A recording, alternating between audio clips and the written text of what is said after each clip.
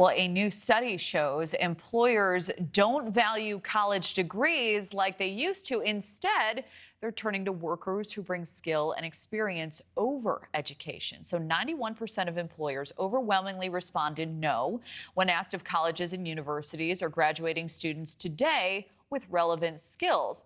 And when it comes to hiring someone with a four-year degree, employers were almost split down the middle between no and indifferent.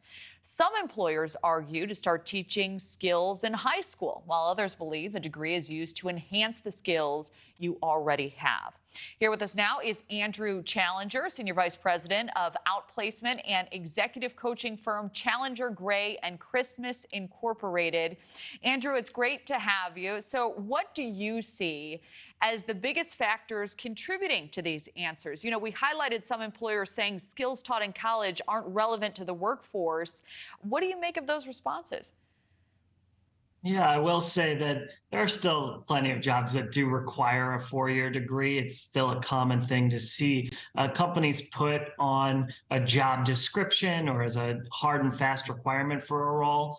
But what we saw during the pandemic years and the post-pandemic, when the country was in a real labor shortage, companies were having such a difficult time filling roles. They said, what kind of requirements could we remove from these jobs to get access to a different pool of talent? And a lot of organizations realized they didn't need to have this four-year degree requirement for jobs, that there were so many Americans that had the skills, the know-how, and the want to do jobs that they could access if they just removed this one requirement. And we've seen quite a few companies move in that direction over the last few years. Really interesting. So in your experience, what skills do you see as most important to develop, regardless of whether or not a college degree is on the resume?